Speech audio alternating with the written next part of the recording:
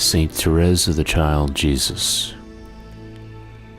At age 5, when Therese's mother died, the void left in her heart drew her instinctively towards her heavenly mother.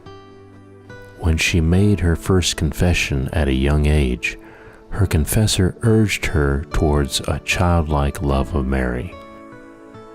She says, "I remember the exhortation with which he then urged me above all to a devotion to the Blessed Virgin, and I promised to redouble my affection towards her, who now held such an important place in my heart.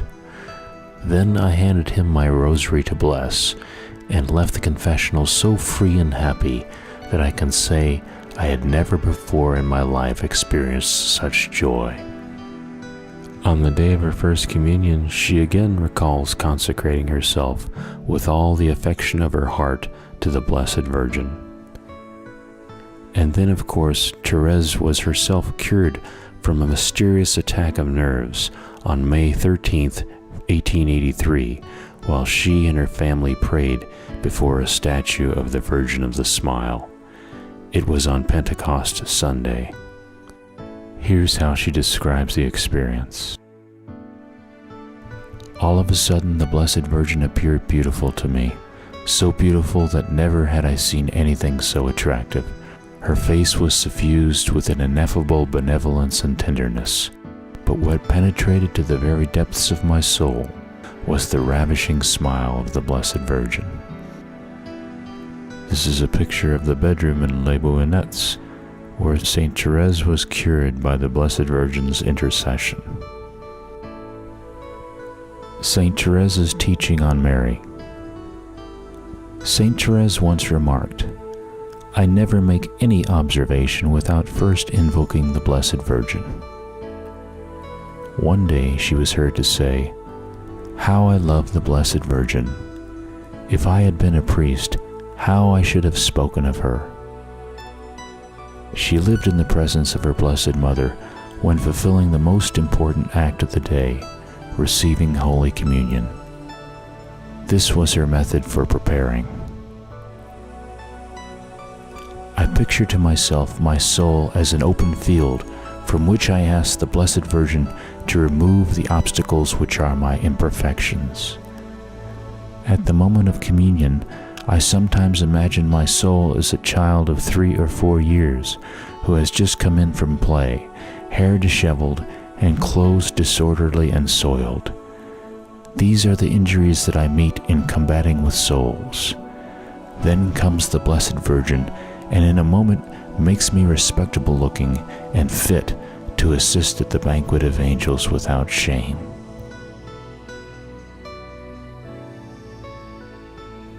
Her meditation. Saint Therese lived a life of union with Our Lady. To a significant degree, this relationship was encouraged by the book On the True Devotion of the Blessed Virgin Mary by Saint Louis de Montfort, which Saint Therese read frequently and meditated upon. Her dying wish. Towards 3 o'clock in the afternoon on September 30th, 1897, with a convulsion that shook her whole body, Therese opened her arms in the form of a cross. The Superior placed an image of Our Lady of Mount Carmel on her knees. The saint looked at it for a moment and said, "Mother, recommend me quickly to the Blessed Virgin. Prepare me for a happy death." 3 hours later, as the monastery bell was ringing out, with her eyes fixed on Our Lady's statue, she passed into eternity. Here's a few lines from Saint Therese's poem called "Why I Love You, O Mary." Soon I'll hear that sweet harmony. Soon I'll go to beautiful heaven to see you, you who came to smile at me in the morning of my life. Come smile at me again, Mother. It's evening now. I no longer fear the splendor of your majesty, for I have suffered much with you, and now, hear my heart's deep cry.